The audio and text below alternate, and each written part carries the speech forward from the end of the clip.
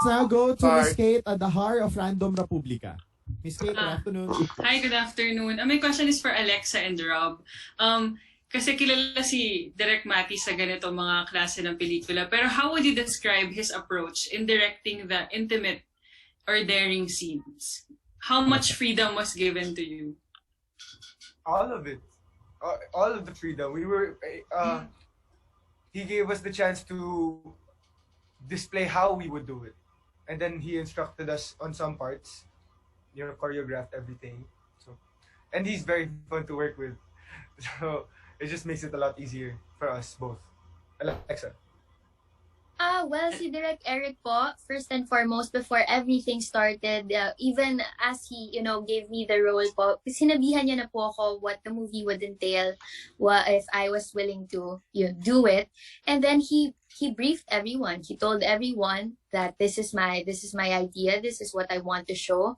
And I don't want to be super careful about everything. I want to tell it as it is. I want it to be, super true to life, and that's what happened po with every sensual scene that we took. Of course, as co-actors, we took care of each other, and a few of the crew members were also instructed to leave the room para comfortable kami, pero lahat po kami kasi sobrang dedicated din po sa role namin and sa story that about working with these fresh talents.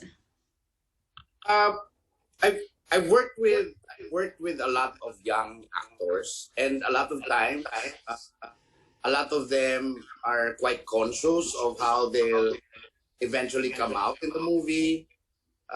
Maraming arte, matutulog na lang, may double eyelashes sa mata, kasi ayaw tanggalin, di ba? Matutulog na lang, naka-lipstick, di ba? I think the trust that I got from the commitment and the trust I got from this bunch of actors is really, really parang heartwarming for me. Ang sarap lang na you're working with someone who puts their full trust on you. But at the same time, that full trust, parang the burden also is to use the trust well, no? Na that when they see the final product, they say, yeah, it was worth it. It was worth all the commitment that we gave. Ang maganda nga dito sa bunch of people is because they know the characters too well. I think the way it's written, even if it's written by somebody like me, who's 50 years old, the writer is the Ange Pisumal is mid-30s, pero it's sort of revealed the kind of inner workings of a generation. Ang ganda lang mapanood na, okay, this is how we look at our children, our kids, but in their own world, they have a separate way of doing things. Iba yung operating mode nila. No? There are several scenes nga that we did where a lot of it, I asked, there's one scene with Roshon and Alexa na hirap kami edit kasi when I gave them the chance, I said, okay, here's the script, but in order for the fight to be authentic, can you just go with the flow and say whatever you want? And I ended up with so much material na ang hirap paiksiin ng eksena. No? That's in the opening of the movie. And imagine this, no? When you have the liberty to tell a story, a private moment na hindi mo iniisip na isi-censor ba yan, kailangan bawasan, ganon. It's a scene where si Roshon and si Alexa nag-away while they were in the middle of a lovemaking. So imaginein mo, half of the conversation, both of them were undressed. But they had to talk like, because they're boyfriend girlfriend, so you don't need to hide yourself while you're talking to your boyfriend, di ba? for Roshon or for Alexa. So parang ang ganda lang to bring it out on film where all these years kinakalculate natin lagi na ay dapat nagsuot na siya ng damit, dapat alam mo yon, but in real life she wouldn't have or he wouldn't have. 'Di ba? Kasi hindi lang naman masakit sa babae magubad, ang lalaki masakit din sa lalaki magubad, 'di ba? Hindi rin ganun ka-comfortable in front of other people. So I'm always saying it's both the male and the female. And they're half undressed. They're going into an argument. And at first, I thought, tang-ina, ubra ba to? Baka mamaya matawa yung mga tao or maguluhan or, di ba? And it worked. It really worked. Ang ganda niya. Yeah. No? But if I were the judgmental director, I would have kept her pagkatapos ng nag-aaway na sila sa lovemaking, pinasuot ko na siya ng damit kaagad para lang mag-conversation siya na nakadamit, di ba? Yun. Thank you po. Thank you and good luck. Thank you, Mark. Thank you, Kit. Let's now go to Bernie Franco from PEP. Hi, Bernie. Hi. Hello, can you hear me? Yes, we can hear you, Bernie. Yes, thank you, Mark. My first question kay Candice. Sabi niya kanina, di ba, she did this movie pero she's afraid na baka it may compromise her parang yung journey niya as a beauty queen. Because of this one project, Candice, do you think it's all worth it na baka maapektuhan yung pageant journey mo? I think, sir, thank you for the question. I think my life in pageantry is done. I think I've had enough of the glam and the being fully made up in front of the crowd. I think it's time to really strip it off and show the story of our lives now, not just this generation, but somehow I understand also na merong older generation who are also doing the things that we are doing now, and I just want that to be this to be subject to a lot of conversations that we could do online po these days. Okay. Thank you. Thank you po. My next question kay Direk Erik. Direk, itanong ko lang kasi. Hello. Yes, Direk. Good afternoon. Good afternoon, Direk. Direk, kasi parang no doubt na in Filipino cinema, there is a saying that says sex sells. And this movie kasi, di ba, open naman kayo na sinasabi niyo na marami siyang ganung scenes. Ano yung comment niyo dun sa sinasabi na may mga filmmakers na itinatago lang yung or itinatago yung pelikula dun sa paggawa ng mga sex scenes? I don't know about them, no, but I don't make a movie just for the sake of doing something, no. I think siguro parang napakita ko na naman na hindi naman ako gumagawa ng kahit ano lang, no? And of course, I want people to trust the kind of work that we put out. And I'm hoping that they look at it beyond than just gusto lang nila magbenta ng sex, no? Because they can always get sex on the porn sites. Libre naman 'yun, 'di ba? Ang pinaka-importante, ano ba 'yung kwento? Ano bang gustong sabihin?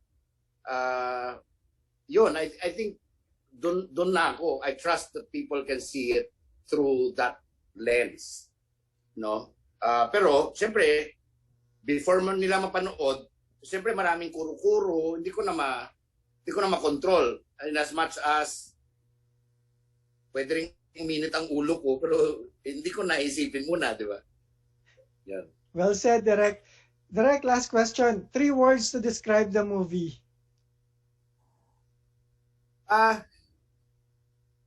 I think when we decided to do upstream originals, we wanted and tayo, di ba, we were getting by. Yun yung pinaka malungkot sa industriya natin. we were getting by.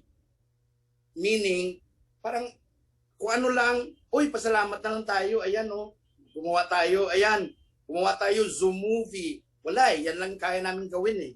Diba? I hope that with this movie, A Girl and a Guy, diba, that challenge, all the challenges this pandemic gave us, doing a movie with several characters na hindi lang limited to dalawa, diba? In the wanting to survive this pandemic as an industry, diba? I'm hoping that this could be a punch in the gut. Yung parang mabuhayan naman tayo, parang resuscitate naman tayo na merong matapang, merong in your face na movie na ginawa na hindi lang parang nanggigilid-gilid dahil pandemic, di ba? Yung parang ito, we went out and did a movie despite of the difficulties of making the movie. And I think that's something everyone should, in the industry, should look into and say, let's support this, let's watch this. We need a punch in the gut. Eh. Kailangan natin mabuhay yung industriya, kailangan magising ulit, di ba? And pwede namang tingnan nila na hindi ito yun, pero sa tingin namin, kami, gusto namin, ito yung offer namin, di ba? Na kahit gaano kahirap gumawa ng pelikula ngayon, ito gumawa kami. Young, fresh, energetic, dynamic, hindi siya yung parang lungkot-lungkutan, naglalakad mag-isa sa forest, kasi pandemic, isa lang yung pwedeng kayang palakarin, alam mo yun? we challenged ourselves, di ba? Okay. Well said, Direk. Thank you. Thank you, Bernie. Now let's go to Kiko Escuadro from Push.com. Hi, Kiko.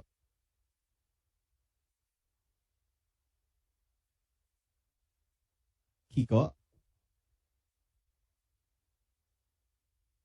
I think wala pa si Kiko. Mukhang nawala si Kiko. Okay, let's now proceed to Nas Tabares from Pelikula Mania. Hi, Nas.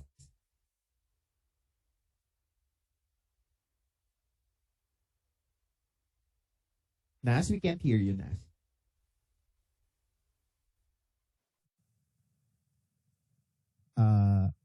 Nas? Hello? Nas, we can't hear you. Wala pa rin. Sige, babalikan kita in just a bit. Papalun muna ako ulit kay Albert Abelido from Chicanes Avenue. Hi, Albert. Hey! Mabuhay! Hello. Congratulations for the new movie. Ayan. So, na-excite ako kasi parang feeling ko nakaka-relate ako sa movie. Ayan, medyo swipe din ang drama ko sa buhay. Anyways, yung first question ko is for Alexa. Dear, parang somehow this movie has parang introduced you to a realm where parang bago sa iyo, di ba? Parang na bago sa iyo in terms of how dating is going on, etc. Yung mga bagay. Now na parang na in-immerse mo yung sarili mo on that character, is it something na you would really want to explore? Oh, wow. Thank you. That is yet another question na I haven't been testing relationships through these dating sites kasi meron tayong stigma na parang the dating apps are just for hookups, for one-night stands. But I actually formed a relationship out of it. It may not have worked out, but I learned a lot from it. And I think that there is nothing... Asinur mo ba ako dahil naging estudyante ko? Hindi kasi earlier I was surprised nung in-introduce ka, sabi you're from Saint Benilde and then you're taking up export. I heard that, sir. I heard you're an accounting prof. Yeah, nagtuturo nga ako sa Benilde. Yes, and export management. Okay, sabi ko, naging estudyante ko ba to? Parang hindi ko lang maalala. Anyways, I congratulate. Parang hindi pa naman. Okay. Congratulations, Rob, with your Ayan. So, Yes, prior to that, kasi di ba Binild has also like, parang, di ba parang they have parang school of yung mga, taking courses on film, etc. related to that. Since dito ka rin naman pala napunta, why is it na parang hindi yun yung naging direction mo with regards to your studies? Well, honestly, sir, it's been... Ngayon ko lang naman siya na-consider talaga kasi I was more focused on sports and I had to finish school. So, the timing wasn't right, or if ever I had the chance, I didn't take it. But now, I am very intrigued, like, with my director. He's very skilled. He knows everything. Right now, I've been inspiring myself to write a script, to Wow. make a YouTube channel, make a small skits, silent movies, just on my phone lang, editing on my app. So I appreciate film ever since when I was a kid. But then yun nga po, I never thought I'd be in one, but I would love to be in a lot now. Okay. Good. That's good to hear. And yung next question ko is, like, personally, would you fall for the character of your leading lady? My role po? You as Rob, would you fall for someone like the character of your leading lady? Yes. She's a very strong woman. She's driven, kind of lost like everyone else, but driven. She's inspiring. Even the actress. Ay, taray ah. Galing na actress po si Alexa, na hinahangaan ko po siya. Lahat sila dito. Maraming sana. Ako may pambobola naman talaga. Saan mo gustong kumain mamaya? Dito ba tayo mamaya? Bukas na lang.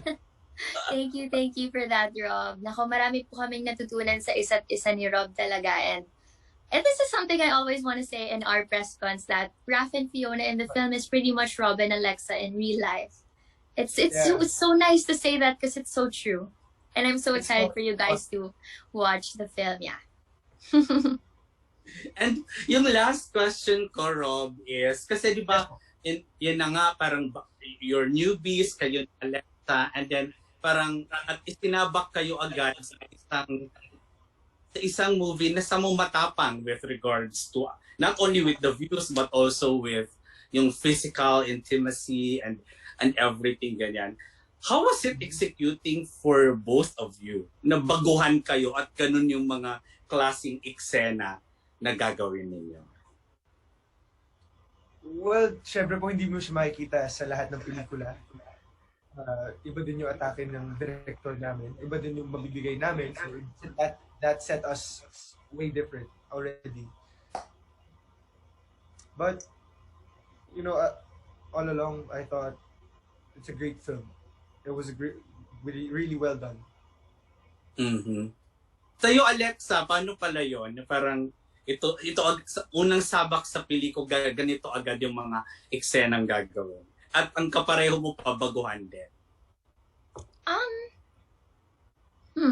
That's a really good question din po. And yun nga, napakatapang po ng pelikula namin. Parang I'm not sure if most of the filmmakers would want to produce films like this because yun nga, karamihan po sa mga pinapakita nating romance films is very careful. They focus on like the emotions and the drama. But you see, it was very inspiring to be presented with a story that is super close to life. And yun nga, sabi din ni Direk Erik kanina na sana maging open na tayo na ipakita kung paano siya nangyayari sa totoong buhay. And that was very inspiring for me. I instantly fell in love with the film and I knew what kind of actress I wanted to become and be known for. Fearless. And so yeah, it's definitely all worth it. It's definitely all worth it. And we have a voice that we want you guys to hear. We have an intent of why we're making this film. And it's gonna be evident when you guys watch it. Go girl! I love that. Fearless. Thank you so much. Thank you so much to both of you, Alexa and Rob, and I'm wishing all the best for your movie. Thank you. Thank you very much. Much love. Albert. Thank you. Thanks, Mom. Thank you. Bago tayo magpatuloy sa ating kwentuhan, let's bring in an international social media hottie na part din ng cast. A familiar face in a lot of billboards and print ads all the way from Spain. Te presento Diego, Mr. Emilio Francisco. Hola, Emilio. Hi guys, how are you doing? Hi, Emilio. How are you? I'm good. I'm good. Probably Nice. my question, since you've been doing a lot of advertising and print ads already, why did you decide to jump on mainstream entertainment? I think since I was 16 years old, I didn't know what I was gonna do when I was older. So I was like, I started modeling, and then modeling carried me on acting, like TV commercials, teleseries, and things like that. And then I got the opportunity to be on this movie, and I really love it because it's really what's happening nowadays, what you guys been talking about. And I'm really excited for you guys to see what's gonna, well, let me explain better. As Erik Matti was saying, the industry here in the Philippines is really like close. Sorry for saying this, close-minded. And this movie will be like a really like open mind thing that you guys will be really like, wow, it's gonna be different as everything that is showing in the TV nowadays in the Philippines. So yeah, I'm really happy to be part of this, and I got to meet everybody in the cast, and they are really like what the character is really showing. I don't know if this is the question you asked me, but I'm just talking something. Yeah, I really love it, and happy to be in this industry of the movie and thing, and we'll keep it up. Yeah, Yes. hope that answer. Thank you, Emilio. Let's now go to Jojo Panaligan. Hi, Jojo. Hi. Sorry, I can't turn on my camera. There's a problem. Anyway, ang question ko to all the male actors, or maybe just one male actor. Kasi I heard, I mean, you've been saying all this time na napaka-daring na movie, but I heard na sobrang daring nitong movie na to na may close-up daw ng male genital. Is that true? Meron ba sa inyong aamin na kayo nga ang gumawa sa scene na yun? And how did that feel? Direk Eddie? Direk, ikaw na lang po. Direk, pwede ba Direk, na-stuck po kami Amin huwag magsalita, ikaw na po may bahala. close-up, pero hindi namin sabihin kung kanino. Okay. Para panoodin. Lahat kami, lahat. Ganun po siya, boing, gano'n. So, watch out for the boing. Wow, so masigit pa to sa fangirl ni Paolo Avellino. Hulaan na lang po, sir, kung kanino siya. Pero direct, sige. Since sinabi nyo naman na meron, how did you present that idea dun sa actor na yon, and how did he take it? How were you able to convince him?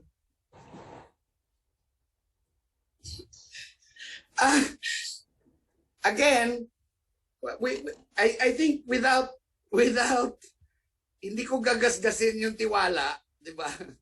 Pero sinabi ko talaga, that's what I need for the scene. So if the actor said no, then I would have just gone on to the next actor, di ba? So hindi talaga and found someone who would do that. No? Yon. But I think again in the wanting to tell a story and how graphic it is, if you look at the context of the scene, kung gaano siya ka-graphic, I think you would also react na parang gulat na gulat. Because that's what I really want na reaction from everybody who's gonna see it. Because it comes at a scene where you least expect it. And with the music that I put there, mas lalo mo pang hindi expect na may tatambad talaga yung word eh. May Kontrabando lang, Direk. may magtatambad na ganong eroplano dun sa eksena, di ba? Ganong katulis na eroplano sa mukha ni Alexa Miro. So, Hindi na nga po ako nagsasalita pero sobrang boring talaga siya. So, yung nararamdaman ko sa film, yun yung mararamdaman ng audience for sure. So Alexa, paano ka nag-prepare dun sa scene na yun na alam mong may tatamba, that it's a very, shall we say, titillating scene? Hindi po siya Nagtulog-tulugan. titilating. Nagulat Nagtulog-tulugan. po ako. Kahit na alam ko po kung ano yung mangyayari. Parang nakailang take nga po ako dun sa sobrang gulat ko. Kasi talagang, So, I was surprised every single take, pero it was a very fun scene to take, for sure. Yeah. Thanks. Pero Direk, on a more serious note, would you feel bad if ang maging focus ng mga manonood nito ay yung scene na yon, if that's the only thing they'll remember or they'll talk about the movie? No, I'm ready. I think judging from also the questions that we're getting, because no one has seen the film yet, di ba? I would understand if people would just focus on how much skin we showed, di ba? But I want everyone who will be there to watch it to open their minds beyond the skin that we're showing, di ba? Kasi nga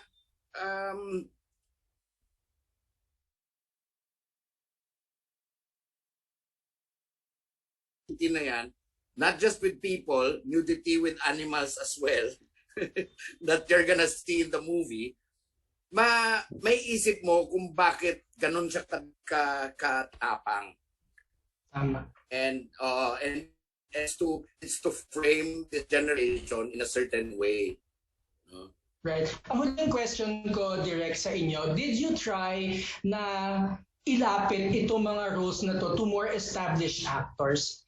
I asked this kasi recently nagkaroon ng minor controversy about that movie 13, na parang bakit daw nilapit sa more established actors in business of voice actors, pero kasi ang dahilan nga daw ng producers, gusto nilang mas mag-generate ng interest yung movie. Pero kayo, baligtad ang ano nyo. Ang inaano nyo ay mga fresh actors when I know walang tatanggi sa inyong established actors. So bakit ganon?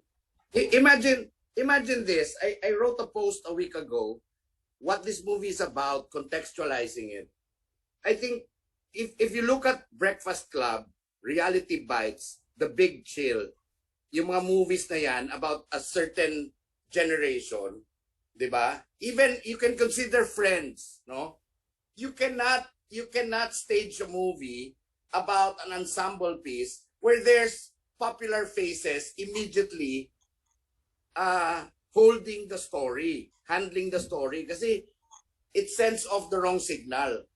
I think the more varied the faces are, the more that they look like every other woman or man you see on the street, is so much better for the story. Diba? Si Breakfast Club, sina Ali Sheedy, wala pang nakakakilala nun. There were 6 of them. Reality Bites, yung Reality Bites ni Winona Ryder, wala pa sila nun. Diba? Bagitong-bagito pa si Ben Stiller nun. And si Eric Stoltz. The previous movie of Eric Stoltz was only Some Kind of Wonderful, and that was that. No? Because they wanted an everyman in all the characters na hindi ma-overshadow ng celebrity status ng bida. No? And that's what I wanted. I wanted fresh faces. I wanted faces na wala kayong impression about them. Na, ay, ganito yan. Ay, kwan yan. Di ba, ex yan ni ganitong artista? Di ba, kwan yan? Na pinalabas yan sa bar kasi nagwala doon. Di ba, nanay? Alam mo yun, ayoko ng ganong baggage doon sa mga artista ko. I wanted them to come in really fresh. And for people to identify themselves with any of them. Pag napanood nila, ay, feeling ko ako si Chloe. Ay, feeling ko ako si Pawi. Ay, feeling ko ako si Carlo. 'Di ba? Hindi nila kailangan na ay gusto ko maging Julia Barreto. Iba na 'yun. 'Di ba? Tama. But what is your opinion on the notion of concern dun sa bankability ng actors? Are we too focused on the bankability of actors? In general? In general. I'm not the guy to shy away from that, no? I'm fine with that. I saw the issue with 13, And I understand both sides, no? Yes, people would want na ang mag-dub, totoong dubber. But also, I would understand people who produce 13 to have a strong recall by giving the voice of 13 to a big star. And alam mo, yung intention lang naman ng bawat filmmaker is to make a movie where as many people can see it. And however you get it, I'm there. Because I don't want to make a movie where I only show it to my brothers and sisters. Tama. Thank you, Direk. Thank you, Jojo.